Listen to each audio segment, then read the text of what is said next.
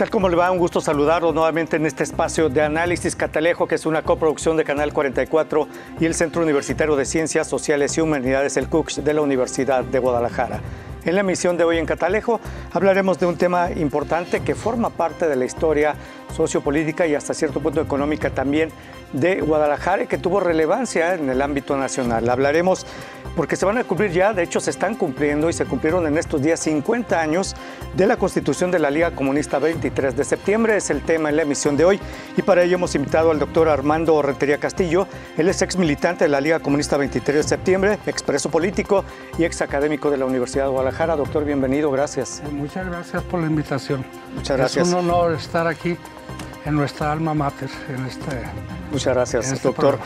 El doctor Jaime Tamayo, él es jefe del Departamento de Estudios sobre Movimientos Sociales del CUCH. Doctor, bienvenido, gracias por estar con nosotros. Gracias, Toño, pues un gusto de nuevo estar aquí contigo. Sí, y la doctora Leticia Carrasco Gutiérrez, ella es profesora e investigadora del Departamento de Estudios sobre Movimientos Sociales del CUCH. Doctora, bienvenida. Gracias, buenas tardes. Y además es especialista, investigadora, especialista en tema de guerrillas y desaparecidos políticos. Así es, ¿verdad? Muy bien, pues iniciamos con este tema, 50 aniversario de la Constitución de la Liga Comunista 23 de septiembre, y antes de entrar, ¿por qué el nombre? Y bueno, ese tema, yo quisiera iniciar, ¿cuál era el contexto socioeconómico, político y económico de cuando se fundó la Liga Comunista 23 de septiembre? Es decir, porque hubo un detonante que los impulsó a ustedes a crear esta Liga Comunista 23 de septiembre. ¿Y cuál fue? Porque de hecho el 15 de marzo se cumplieron los 50 años de la Constitución. ¿Cuál era el contexto que les estoy describiendo en ese entonces? Doctor, iniciamos con usted. Bueno, gracias. Bueno, hay que tener en cuenta varios elementos, nada más para señalarlos de manera muy puntual. Esta fundación de la Liga Comunista 23 de septiembre está muy vinculada al conjunto de factores que hicieron posible el surgimiento de guerrillas, de movimientos armados, que fue ocurriendo pues, a lo largo de todo el continente, en México. Y que estos factores pues, tienen que ver con la Revolución Cubana, con la lucha de resistencia del Vietnam contra el imperialismo norteamericano, con la revolución de los jóvenes de esos años, 68, y etcétera, o sea, todo ese conjunto de factores. Pero en el caso de México adquiere especial relevancia porque, a diferencia de otras partes del continente, aquí no teníamos una o dos agrupaciones armadas que fueran las que lideraban la lucha contra los gobiernos autoritarios o capitalistas de aquel entonces. Por ejemplo, en Uruguay eran famosos los Tupamaros, es dar un ejemplo, ¿no? O en Argentina, LPR, y los montoneros, ¿sí? Aquí no, aquí teníamos alrededor de 30 organizaciones guerrilleras. Y cada una de ellas diferente por su estrategia, por su concepción estratégica de la lucha, por su ubicación del sujeto revolucionario al que estaban dirigidas pues, las actividades de propagandeo, de concientización, por la realización más o menos fuerte o débil de actividades, no digamos políticas, sino sobre todo también militares, que acompañaran pues esta relación con ciertos núcleos de la población. Por dar un ejemplo, ¿no? Pues están las guerrillas, había una diferencia muy marcada entre las guerrillas rurales y las guerrillas urbanas. Pero bueno, a ver. Muy bien. Pues doctor, continuamos con usted, doctor Jaime Tamayo. Y previo a la Constitución de la Liga Comunista 23 de septiembre ya había antecedentes de guerrilla en México, ¿no? Sí, bueno, la guerrilla se podría remontar por lo menos a la independencia, como estas formas de acción deslocada, ¿verdad? Que se da frente a grandes ejércitos de una manera informal. Pero básicamente ya lo que se podría denominar la guerrilla más moderna en México tiene dos antecedentes todavía un poco vinculados al pasado anterior. Uno es el de Rubén Jaramillo, que venía del zapatismo y que en varias ocasiones estuvo levantando en armas, fue amnistiado al final un par de amnistías, siempre protegido de alguna manera por Lázaro Cárdenas, amnistiado por López Mateos y luego asesinado por órdenes del propio López Mateos. Estaríamos hablando del 62. Y el levantamiento que se dio más o menos un año después de un grupo de enriquistas encabezados por el general Celestino Gasca, que pues estaban más vinculados a un movimiento de carácter político electoral, que aunque Gasca se asumía como socialista, había sido incluso fundador del Partido Popular junto con Lombardo y anteriormente gente de la CROM. Pero podríamos decir que el antecedente más inmediato es el levantamiento del Grupo Popular Guerrillero que se da en Chihuahua en 65, que trata de tomar Ciudad Madera, el cuartel de Ciudad Madera, imitando de alguna manera el ataque al cuartel Moncada de Cuba. Es decir, la gran influencia de la Revolución Cubana ahí ya está presente hasta en esta idea. Y bueno, fueron abatidos, fueron prácticamente exterminados, quedaron por algunos sobrevivientes, luego se formaron otros grupos que provinieron desde ahí, pero y surgen movimientos de carácter rural, dos muy importantes. Uno, el de Genaro Vázquez, de un origen más bien político-electoral nuevamente, enfrentado a un cacicazgo, él había formado la Asociación Cívica Guerrerense, y después va a ser la Asociación Cívica Nacional Revolucionaria, y se va precisamente a la lucha armada al encontrar todos los canales cerrados y ser perseguido y encarcelado. Lo mismo pasa con Lucio Cabañas, pero él vinculado a una lucha social y con un proyecto político mucho más claro. Él era del Partido Comunista y se va como un grupo de autodefensa que luego se transforma en un partido que busca la toma del poder para establecer así se asumía ya, una dictadura del proletariado y una transformación del socialismo, que fue el Partido de los Pobres. Muy bien, muchas gracias, doctora Leticia. Pues platíquenos del contexto en el ámbito local. Ya mencionó el doctor el contexto nacional. El ámbito local, ¿qué había en ese tiempo? Bueno, en general voy a referirme al ambiente tanto local como nacional. Hay que situarnos en un contexto de dominación del Partido Revolucionario Institucional, del partido hegemónico, que a partir de la década de los 40, que inicia este proceso de modernización e industrialización, se asume como un papel rector en términos económicos y en términos políticos. Y esto nos lleva a caracterizar, según unos autores, Arnaldo Córdoba, por ejemplo, Villafañe y otros más,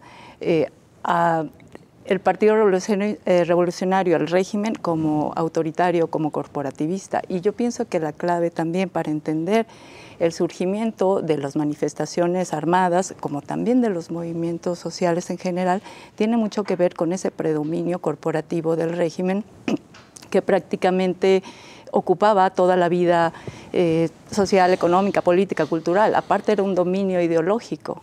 Entonces, bueno, eso es a nivel nacional. Por lo tanto, a nivel local también se replicaba ese mismo régimen en las instituciones gubernamentales, en las instituciones en general. Por ejemplo, en la Universidad de Guadalajara. El contexto también, replicando lo nacional, se da con el predominio de organizaciones en el seno de la Universidad de Guadalajara que controlan la política estudiantil. Se da unas prácticas de resistencia por parte de grupos juveniles que no se encuadran o están en contra de los métodos de la conducción de la política estudiantil, en este caso la Federación de Estudiantes de Guadalajara o lo que se llegó a denominar el Grupo Universidad. Y bueno, empiezan estas manifestaciones de resistencia con la confluencia de jóvenes de los barrios, del barrio de San Andrés o de otros barrios de la colonia Morelos, incluso de la colonia Chapalita, y a confluir también con otras expresiones armadas que ya habían surgido desde inicios de la década de los 70 a nivel nacional. Y bueno, aquí se hace esta federación de grupos, porque finalmente la Liga es eso, una federación, en donde va a confluir toda esta manifestación de grupos que ya venían desde 69, 70, 71, y bueno, básicamente es una federación de grupos armados lo que se organiza aquí y se denomina Liga Comunista 23 de septiembre. Y fue en el sexenio de Luz Echeverría, estamos hablando de presidencia de la República. En el sexenio de Luz Echeverría, que en lo local tiene mucha relevancia, porque una de las ¿Quién familias... estaba gobernador? ¿Flavio en ese? No, Flavio fue después. Sería como Plasencia, Medina Francisco Ascencio. Medina Ascencio estaba de gobernador. Pero el ascenso a la presidencia de Luis Echeverría tiene una característica muy interesante para Guadalajara, en virtud de las familias políticas que, bueno, aquí había en Guadalajara con poder político. Entonces, al interior de la Universidad de Guadalajara se crean pues ciertas expectativas con relación a que pudieran ser posible en virtud de que el presidente de la República es el suegro de un líder de aquí, de José Guadalupe Zuno, se crea la expectativa de que posiblemente eso ayudaría a las luchas del lado de la resistencia en contra de la Federación de Estudiantes de Guadalajara, y se impulsó con esa expectativa el movimiento contra la Federación de Estudiantes de Guadalajara. Permítanos, doctora, vamos a hacer una pausa breve, regresamos. Esto es Catalejo, coproducción de Canal 44 y el CUCH, ya regresamos.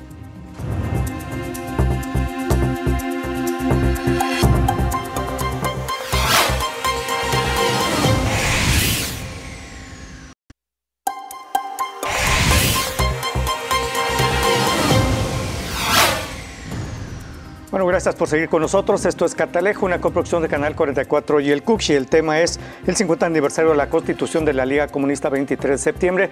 Y una acotación importante, doctor Jaime Tamayo, mencionábamos que la Liga Comunista se creó o se fundó cuando estaba Francisco Medina Ascencio, pero fue con Alberto Orozco Romero. El FER se funda estando Medina Ascencio, y después ya entra Alberto Orozco Romero, y entra ya el que había sido el candidato a la presidencia, Luis Echeverría, y entonces es cuando ya en el 73 se funda la Liga Comunista 20 de septiembre, o sea, como gobernador era Orozco Romero. Muy bien, el 15 de marzo de 1973 se funda en San Andrés, el barrio de San Andrés, ¿ahí fue? ¿No? No. ¿En dónde se fundó? Porque entonces, la calle Porfirio Díaz. Ajá. Perdón, el número no lo recuerdo bien, pero está a una cuadra de Pablo Valdés, por ahí se fundó. No se fundó erróneamente, mucha gente creía que se había fundado ahí donde había muerto en un enfrentamiento a balazos Fernando Salinas Mora, que lo conocía como Richard, y el Borre, Efraín González Cuevas. Y durante mucho tiempo mucha gente creyó que era ahí, porque hasta incluso Nazar, con toda su inteligencia, el director de la Dirección Federal de Seguridad, ni siquiera él supo dónde se había fundado la Liga. Fíjense, esto, bueno, son datos recientes. Nazar creía que esa reunión de la Liga había durado 15 días, pero eso es falso, duró 3 días, 2 días y medio, la fundación de la Liga, ¿sí? Y fue precisamente ahí, en esa calle. Otro dato importante en ese sentido, el mismo Nazar desconoció la existencia de la Liga hasta el intento de secuestro de don Eugenio Garza Sada en septiembre. Es decir, estamos hablando de ¿cuántos meses? Marzo, abril, mayo, junio, julio, agosto, septiembre. 7, 8 meses de diferencia en que el máximo director de la policía política del país desconocía que se había fundado una organización de ese carácter a nivel nacional. ¿Cuántos comenzaron? En esa reunión, ¿cuántas personas estuvieron de 2 días? Bueno, esta reunión fue la culminación de toda una serie de reuniones previas que ya se venían realizando entre, sobre todo, hablando de dirigentes, Raúl Ramos Zavala, Diego Lucero y el OSEAS, Ignacio Salas Obregón. Después incluido ahí con Ignacio Salas Obregón, algunos de los compañeros más destacados del MEP, de Monterrey, que le llamaron los procesos también, todos ellos. Hubo toda una serie de reuniones desde 1971, después del 10 de junio, que fue un golpe tremendo para todo el movimiento estudiantil nacional, porque se creía que no iba a volver a ocurrir una barbaridad como esa. Incluso hasta había lamentos teóricos, digámoslo así, por parte de compañeros como el OSEAS, que decía, es que no es posible que nos toque una masacre de nuevo y nosotros no estemos preparados para darle una respuesta al Estado represor. Y a partir de todo este conjunto de reuniones, ahora lo sabemos, eso no se sabía. Ahora lo sabemos porque ahora todavía hay algunos fundadores.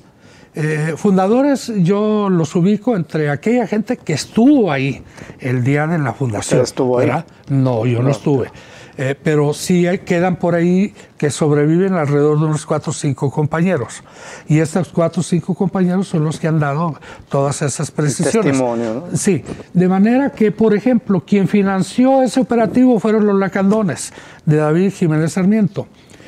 Financiaron ese operativo, pero ellos no estuvieron el día de la fundación, pero sin embargo ya estaban de acuerdo y sin embargo ya estaban trabajando en lo que se conocía como organización partidaria, que eso sí lo conocían a Sararo, que había toda una intencionalidad que estaba dirigida a eso, a una organización partidaria de nivel superior. Pero bueno, ya esa es otra historia. Claro. Ahora, ¿qué perseguía o qué buscaba precisamente la Liga Comunista 23 de septiembre? Porque pues, era una organización guerrilla mexicana de corte marxista-leninista, cuyas finalidades principales eran luchar por los ideales comunistas de la liberación del proletariado, la destrucción de la burguesía y el establecimiento de un gobierno socialista en México. ¿Es así? ¿Así fueron? Bueno, sí, aunque aquí yo señalé una cuestión que es importante, que más o menos la señaló Armando. La Liga, y bueno, la ha señalado también Leticia, la Liga es, el proyecto político es unificar a grupos guerrilleros que ya traían desde diversas estrategias incluso ese objetivo, ¿no? Construir un México socialista. ¿Por dónde? Por la vía armada. ¿Por qué? Porque consideraban que la vía pacífica estaba cerrada. Entonces lo que se hacía era conjuntar a todas estas fuerzas políticas militares en una sola organización que fue la Liga 20 de septiembre. No terminó integrando todas, por ahí quedaron incluso algunas muy importantes que tenían también su base aquí, o incluso su origen aquí, algunas de ellas, como las Fuerzas Revolucionarias Armadas del Pueblo, que hicieron 2 o 3 acciones muy trascendentes o muy importantes, muy reconocidas, como el secuestro del cónsul gringo, que liberó presos políticos, el secuestro de Zuno, el suegro del presidente, y la ejecución de Carlos Ramírez Ladewig, el mandamás de la FEC. Pero la Liga era la organización, digamos, más importante numéricamente ubicada a nivel nacional y es sobre la que se fue encima el gobierno con más fuerza. Si nosotros revisamos de la Liga, no quedaron prácticamente ningún dirigente. Fueron eliminados prácticamente todos. Del FRAP quedaron prácticamente todos vivos. Y la otra agrupación pues, es la Unión del Pueblo, que tenía base aquí y base en Oaxaca y en algunas otras partes, incluso en la Ciudad de México, se decía, aunque no está muy claro que hayan operado más allá. Pero la Unión del Pueblo, pues hoy mismo, uno de sus dirigentes es hoy el dirigente del EPR.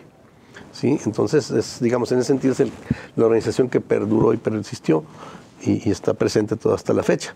Pero la Liga fue la que en ese momento tuvo la mayor presencia, la mayor relevancia, y por eso el Estado orientó la mayor cantidad de fuerzas para eliminarla. Y como dije, pues incluso no quedaron ninguno de sus líderes. Incluso empezaron a matarlos antes de fundarse la Liga. Raúl Ramos Zavala, ¿no? La Liga tenía como 2 grandes vertientes a nivel nacional. Los jóvenes que venían de la Juventud Comunista, encabezados por Raúl Ramos Zavala, y los jóvenes católicos que venían de la Teología de la Liberación, sobre todo el movimiento estudiantil profesional, el MEP, con OSEAS, pero también, bueno, había una gran cantidad de formaciones también dispersas, que los enfermos de Sinaloa, que eran una organización estudiantil, etcétera. Pero digamos que esas serían como las 2 grandes fuerzas. Y a Raúl Ramos Zavala lo matan prácticamente un año antes de que se formara la Liga, y él fue el que ideó el modelo de la Liga, o al menos originalmente, ¿no? Entonces ahí como que en ese sentido el Estado sí tuvo como la visión de que era el enemigo principal de los guerrilleros, así, en la guerrilla más importante, y sobre eso se fueron desde un principio con todo, ¿no? Muy bien. Ahora, ¿por qué el nombre, doctora? ¿Por qué el nombre Liga Comunista 23 de septiembre? Se funda un 15 de marzo, y digo, ¿por qué 23 de septiembre, no? Sí, tiene que ver con el levantamiento armado o el intento de guerrilla que se pretendió el 23 de mayo de 1965. Perdón, 23 de septiembre de 1965, con el liderazgo de Óscar González. Arturo Gámez. Es que estaba pensando en las derivaciones que se dieron después del movimiento 23 de septiembre con Óscar González Eguiarte, pero fue con el liderazgo de Arturo Gámez. Los mismos guerrilleros o los mismos participantes de la Liga, los que pudieron después dar testimonio, bueno, como Armando, el nombre se refiere hace referencia a la Liga de Comunistas, que era la organización obrera que encargó a Marx y a Engels el manifiesto del Partido Comunista. Marx en 1840 y tantos, por ahí, ¿verdad? Y pues en referencia a la Liga de los Comunistas, y pues el 23 de septiembre por la fecha emblemática del movimiento de Arturo Gámez en Chihuahua, en Ciudad Madera, y cabe resaltar que, bueno, ellos toman ese nombre en homenaje a esta fecha emblemática, pero también por cuestiones ideológicas. La Liga, a la única organización que consideraba una verdadera guerrilla, fuera de todos los parámetros en ese tiempo, contrarios a esta dicotomía que se asumía como la lucha armada y el reformismo, y la Liga encasilló como reformistas a un montón de organizaciones armadas o no armadas. La Liga los consideraba reformistas, y la única referencia ideológica que reconocía a la Liga como referente de guerrilla era justamente el movimiento de Arturo Gámez. Muy bien. Gracias, doctora. Vamos a hacer una nueva pausa. Regresamos a Catalejo con el tema de hoy, el 50 aniversario de la Constitución de la Liga Comunista 23 de septiembre. Ya volvemos.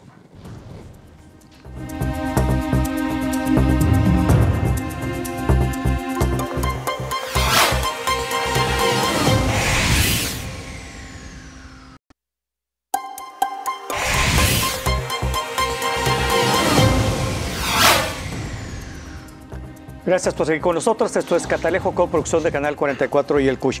Bueno, precisamente el nombre de la Liga Comunista 23 de septiembre tiene que ver con el nombre del asalto al cuartel de Madera, ocurrido el 23 de septiembre de 1965, ataque que fue estructurado por Arturo Gámez, como ya mencionó la doctora, y también por Pablo Gómez Ramírez, que no tiene nada que ver con un conocido funcionario federal de nombre Pablo Gómez. No tiene nada que ver, doctor. No, Pablo Gómez viene del Partido Comunista, fue un dirigente del 68 y bueno, ahora está en la unidad ¿cómo se llama esta? Unidad de inteligencia financiera. Así es. En lugar de Santiago Nieto. Ha tenido varios cargos, sobre todo de carácter parlamentario. Si no me equivoco, es la primera vez que tiene un cargo ejecutivo, ¿no? Que siempre ha estado más bien en el Parlamento, ahora, como diputado, como senador. La Liga Comunista 23 de septiembre tuvo un periódico, un órgano propagandístico que se llamaba Madera, periódico clandestino. ¿Es así, sí, doctor? Así es. De hecho, y es importante destacarlo, que la existencia de la Liga Comunista 23 de septiembre siempre estuvo vinculado a su periódico, el periódico Madera. Esto, bueno, por aquello de los principios leninistas de que debe tener un órgano de difusión, de propaganda. De difusión, pero también un órgano aglutinador, organizador, pues, de las luchas. Es importante tener en cuenta esto del periódico Madera por algunas cosas que nada más las voy a puntualizar. Porque podemos hacer una similitud del periódico Madera como uno de los periódicos más emblemáticos que han existido en nuestro país, en México, de carácter clandestino y de combate. Algo parecido al periódico Regeneración de los hermanos Ricardo Flores Magón. En los dos periódicos había grandes escritores, grandes voceros que dieron la vida por repartir su propaganda, por dar a conocer sus ideas, y no reconocido por el periodismo moderno. Aunque, bueno, sí, el magonismo sí ya está más o menos reconocido, pero toda la gran cantidad de compañeros voceros, muchos que murieron en las imprentas clandestinas de la Liga, que no era fácil instalar una imprenta clandestina, los voceros, los compañeros que iban a repartir propaganda, voceadores, fueron asesinados, ejecutados. Muchos de ellos nunca llevaron a cabo una acción armada guerrillera como tal, pero sí participaron en propagandeos y fueron muertos. Y la tendencia principal del gobierno fue siempre, retomando un poco la idea de Leti de hace rato, de el exterminio total a todo lo que tuviera que ver con las ideas de la Liga Comunista 23 de septiembre. Por eso la persecución tan férrea por parte del Estado, ahí donde se encontraran periódicos Madera, era perseguidos y buscar a todos los del comité de redacción del periódico Madera. Tanto es así que podemos ubicar la fecha de finalización de la Liga Comunista 23 de septiembre con los últimos Madera que fueron repartidos ya en sus últimos números en 1981. Aunque quedaron algunas brigadas que tenían todavía, esas brigadas de la Liga, tenían todavía imprentas clandestinas y ya no con la capacidad de editar el periódico como tal, pero sí se pusieron a reproducirlo. Y todavía siguió habiendo detenidos hasta 1986. Pero la Liga como tal empezó a desperdigarse con la caída de dos grandes dirigentes históricos que eran a su vez pues, productores o periodistas del periódico Madera, Miguel Ángel Barraza y el zombie, José Galaviz. De hecho, se menciona, bueno, la información que recabé es que el último dirigente fue Miguel Ángel Barraza, el Piojo Blanco. El Piojo Negro. Bueno, aquí mencionó el Piojo Blanco, el Piojo Negro. El Piojo Blanco y el Piojo Negro. Él fue el último dirigente de la Liga. Sí, Barraza. así es. Sí, doctor. Bueno, este asunto del periódico es importante, Madera, porque efectivamente actuaba como agitador y como organizador basado mucho en el pensamiento leninista, ¿no? Pero también, bueno, hay varios antecedentes de este tipo de prensa. Efectivamente está Regeneración, está El Machete, que también sufrió gran cantidad de represiones, el periódico de la época clandestina del Partido Comunista en los finales de los 20 y los 30, antes de Cárdenas. Y en ese sentido, más atrás de Regeneración, pues está el Diario del Hogar, por ejemplo, de Filomeno Mata, en fin. La Social. Hay una gran cantidad de prensa clandestina que tiene ese carácter organizador.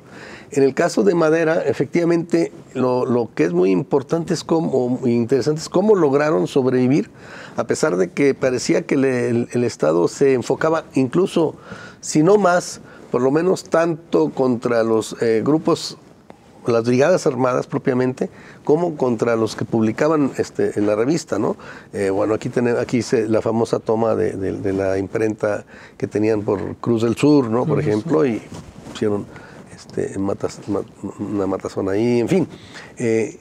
Y la dirección de la Liga estaba muy vinculada con quienes editaban a su vez el periódico. Entonces, sí había como mucha más claridad que otros grupos guerrilleros que sacaban declaraciones, enviaban manifiestos, etcétera, a otras publicaciones. Había una muy perseguida, por cierto, que se había convertido como en vocero de la guerrilla, pero no de la Liga, porque la Liga no lo necesitaba, que es la revista ¿Por qué? Okay.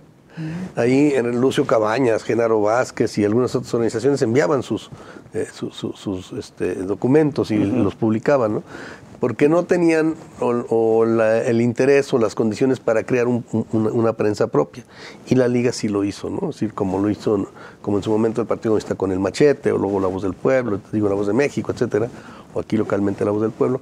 Pero en ese sentido hubo mucha claridad y eso también les permitió tener una gran presencia nacional, pero a la vez pues ponerse más a la vista, porque pues los brigadistas se presentaban a los centros de trabajo, a las fábricas, etcétera, a repartirlas. Barrios, escuelas. Barrios, en todos lados, ¿no? Incluso, bueno, la Liga fue todas estas organizaciones guerrilleras que surgen en los 70s es guerrilla urbana.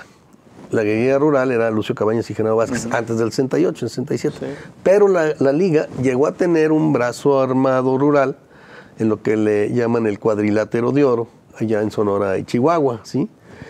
Y bueno, y hasta allá llegaba la prensa de los de la liga, ¿no? Entonces, en ese sentido sí fue realmente un agitador y un organizador el periódico. Ahora, ¿cómo financiaba las actividades? ¿Cómo se financiaba la Liga Comunista? ¿Cómo se financiaba y cómo se financiaba, por ejemplo, el periódico? ¿Quién aportaba, doctora? Sí, pues dado que es una organización clandestina, por supuesto. ilegal, a lo mejor no se sabía quién, ¿no? Pero clandestina, había recursos. E ilegal. Sus recursos venían de las actividades que ellos hacían, como pues, los secuestros en un tiempo, ya después en otros operativos que era el asalto a los bancos, en donde obtenían pues la cantidad de dinero para sostenerse y sobre todo para pues toda la infraestructura que necesitaban para seguir subsistiendo como organización clandestina, y pues por las divisiones también que ellos tenían en cuanto a, pues tenían una división jerárquica o una división organizacional que era pues una coordinadora y pues comités zonales y los brigadistas. Y entonces incluso tenían algo que se llamaba Secretaría de, algo así como Secretaría de Recursos, no recuerdo bien el nombre, pero era para administrar el dinero que ellos obtenían por medio de los asaltos o por medio de estas actividades. Pues sostener la vida clandestina era pues una carga bastante onerosa, porque tenían que tener casas para los brigadistas o para pues toda la estructura de la liga.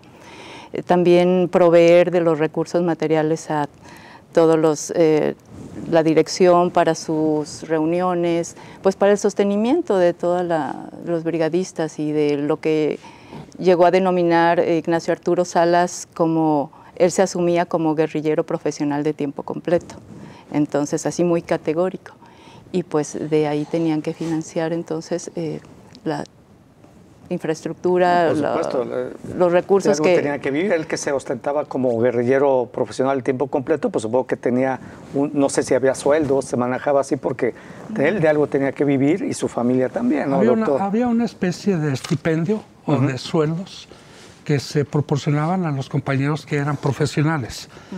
Y no era fácil llegar a ser profesional. Debía tener ciertos recursos, ciertos requisitos. Pero hay una consideración importante. Doctor, permítanos, lo voy a interrumpir, pero me están pidiendo que haga un corte y regresamos con usted con esta idea que nos estaba planteando. Permítanos una pausa, ya volvemos. Esto es Catalejo.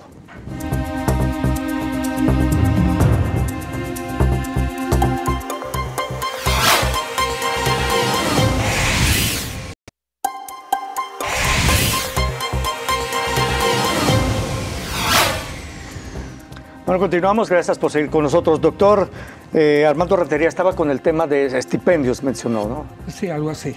No eran como tal.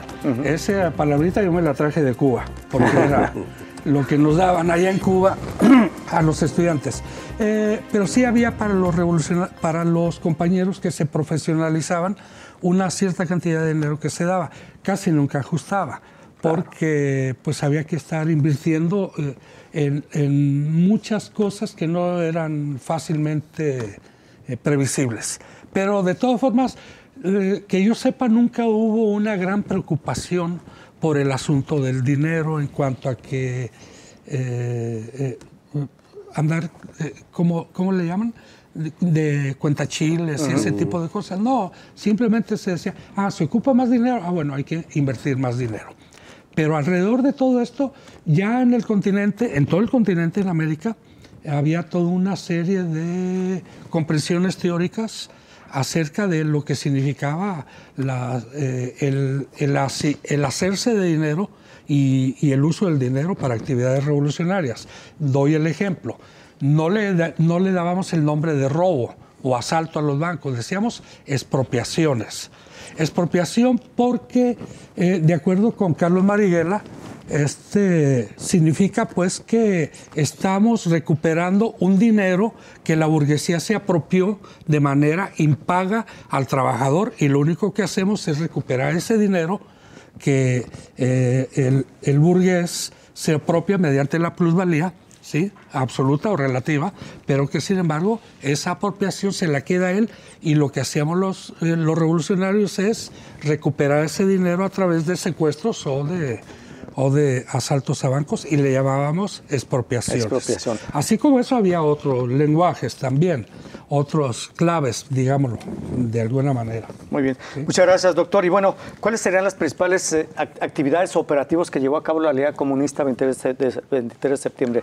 ¿Inicia usted o usted, doctor Jaime Tamayo? Yo creo que porque yo leí intento de secuestro a Eugenio Garza. ¿Ese fue el primero? Está el intento de secuestro de Eugenio Garza Sada, que termina pues en la muerte de él y de algunos de los que participaron en ese atentado, en ese intento, y que generó luego una respuesta muy violenta del Estado, incluso se puede decir que sanguinaria, la manera en que se persiguió a los que participaron y cómo prácticamente los despedazaron y fueron a tirárselos ahí a una cuadra de la fábrica de los Garza Sada. Y otro, el secuestro de Aranguren aquí y de Duncan Williams, hablando de los secuestros, ¿no? Sí, Fernando Aranguren y Anthony Duncan Williams. Así es, a Williams lo liberan porque pues, se dan cuenta que realmente no es un personaje de mucho dinero, ni mucho menos, es un cónsul honorario de Gran Bretaña, no era un cónsul del servicio diplomático como había sido el secuestro del cónsul gringo. Y Aranguren, pues ahí se les muere, ¿no? Se les va ese asunto también, que genera también una situación bastante violenta de respuesta del Estado para demostrar que no estaba implicado, porque fue señalado el gobierno de Echeverría como el que manipulaba la Liga para golpear a sectores empresariales con los cuales tenía grandes diferencias, sobre todo con el Grupo Monterrey, por ejemplo, ¿no? Y bueno, hay una serie de operaciones de otro tipo. Me parece que hay otras más importantes, tal vez las pueda ampliar luego el Chato, como el intento de tomar la ciudad de Culiacán, que prácticamente la llegaron a tomar. El asalto al cielo. ¿Mande? El asalto al cielo, el famoso asalto al cielo, ¿no? Que se movilizó alrededor de unos 60,000 jornaleros y trabajadores de Culiacán. El gobierno tuvo que enviar decenas de miles de policías, de soldados, para poder contener ese ensayo insurreccional. La Liga consideraba que la guerrilla era solamente un método a utilizar, pero que no era el principal. Para la Liga lo fundamental era la insurrección armada, la huelga política y por consiguiente todo eso debía llevar a la guerra civil revolucionaria. Eso en términos generales. Eso fue el asalto al cielo. El asalto al cielo. A ver, leí las islas de Ciudad Universitaria. ¿Qué fue eso? ¿Qué fue para doctora? ¿Quiere para usted? Creo que va a ser estaba el también intento la fuga del penal de Oblatos, ¿no? Sí. La fuga de Oblatos. Ajá. Las islas de Ciudad Universitaria, lo que pasó es que ahí el Estado, después de aplicarle unas torturas tremendas a un compañero, a varios compañeros que fueron capturados, ejecutaron a dos altos dirigentes de la Liga, Alejandra y a Mariano.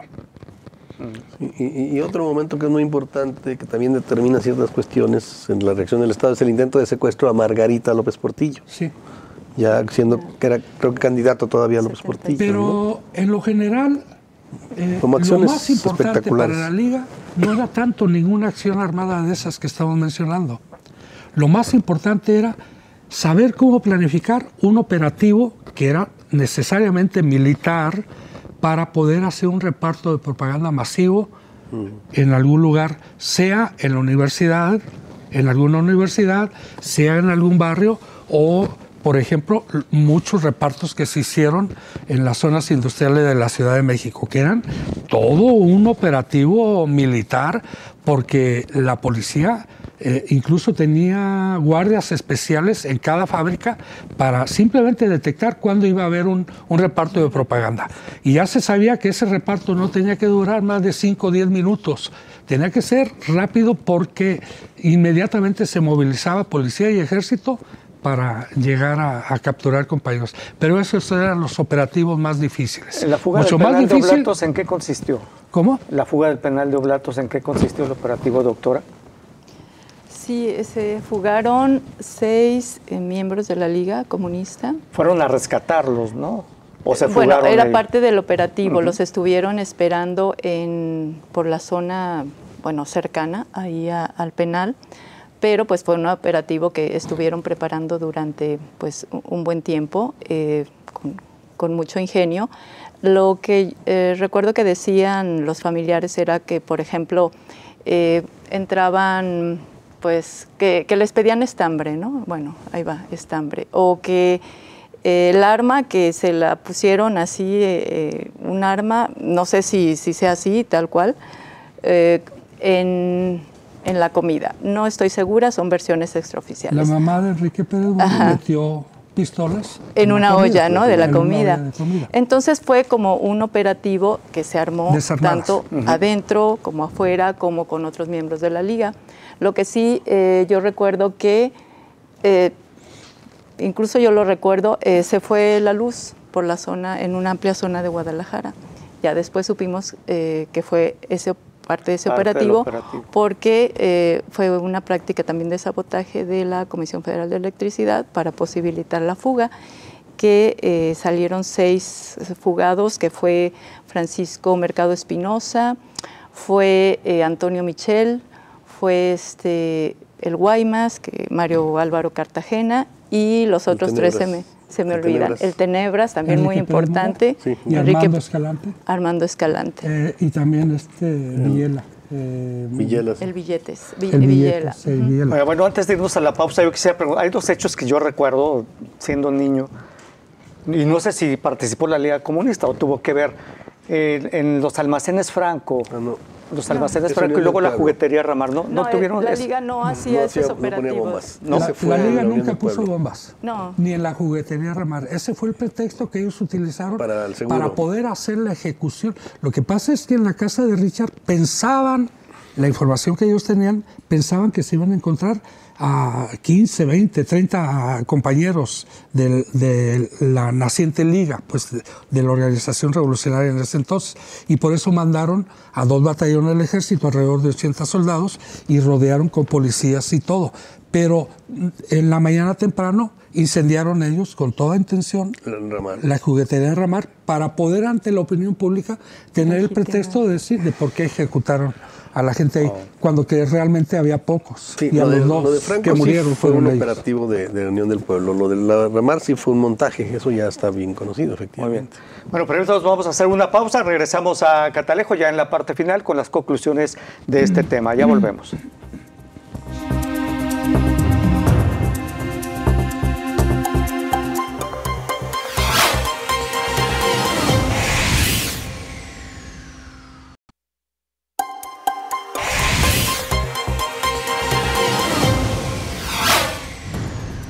Bueno, estamos ya en la parte final de Catalejo y el tema 50 aniversario de la Constitución de la Liga Comunista 23 de septiembre. Y bueno, sus conclusiones sobre el tema, ¿cuál fue la trascendencia histórica de la Liga Comunista 23 de septiembre? Y se puede hablar de un legado. ¿Qué dejó precisamente la Liga Comunista? Iniciamos con usted, doctor, rápidamente. Bueno, eso, los legados son muy difíciles de entender.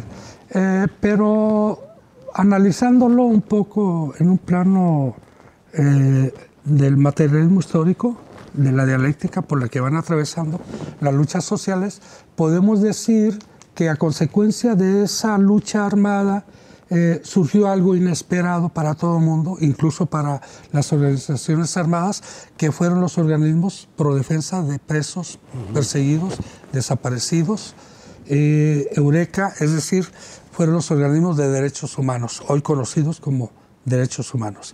Entonces, ese es algo, es como decirlo así, desde el punto de vista de Hegel o de Marx, es una superación dialéctica de momentos históricos por los cuales se atravesó de una manera muy diferente, pero que sin embargo de ahí se generaron. Legado histórico, bueno, pues que la lucha por la igualdad, por el mejoramiento de las condiciones de vida de la población, por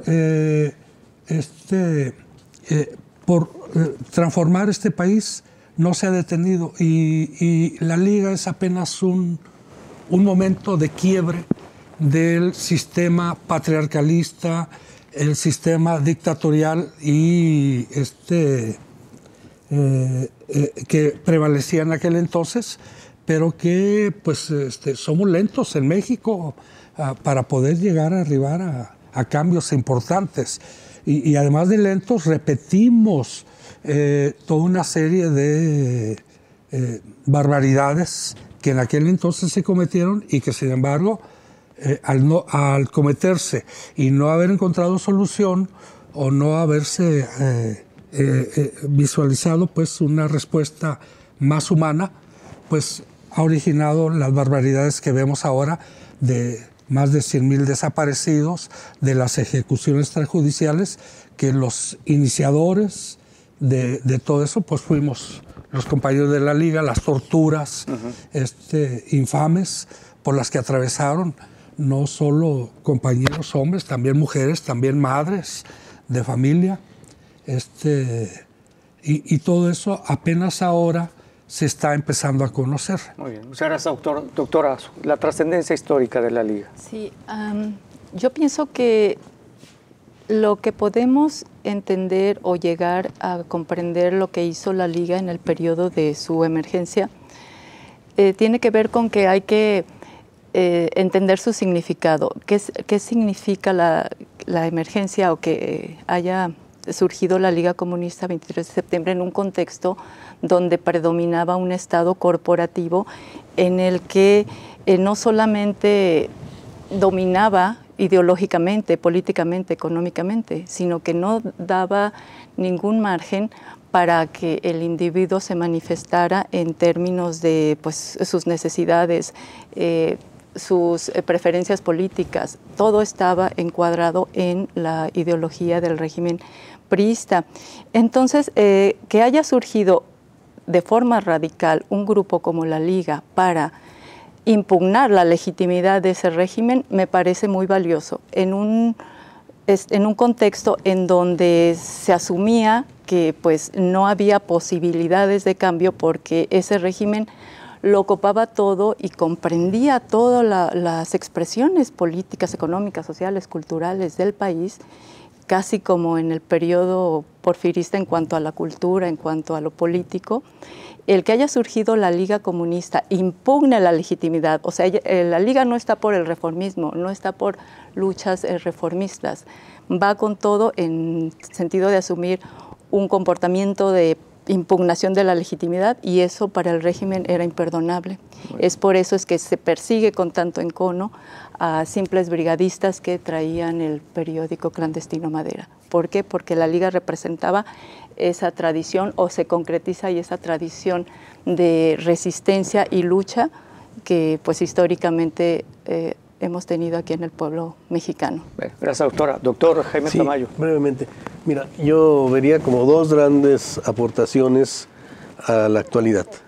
Que los procesos históricos nunca concluyen en lo que les dan origen. Eso lo podemos revisar desde la Guerra de Independencia hasta lo que ustedes quieran, en el caso mexicano o en cualquier otra situación. La Liga aportó, ya lo señalaba Armando Alín en su intervención, aportó a este país la visibilidad de la violación de los derechos humanos con la creación de estas organizaciones a las que él hacía referencia, y yo quisiera aquí destacar a una persona. Todo el mundo ha oído hablar de Rosario Ibarra de Piedra, que es la del grupo Eureka, pero casi nadie ha oído hablar de Luciano Rentería, padre de este señor, que fue el que inició antes que Rosario Ibarra precisamente un comité de defensa de los presos perseguidos y desaparecidos políticos, de los familiares, y que salvó muchas vidas. Pero también puso en evidencia este estado represor, porque antes con cualquier facilidad entraban a una casa, se la llevaban todo el mundo y no pasaba nada. Ahora eso ya no puede ser así. Y es resultado de esa lucha, de los padres de los guerrilleros que estaban siendo torturados, desaparecidos o perseguidos.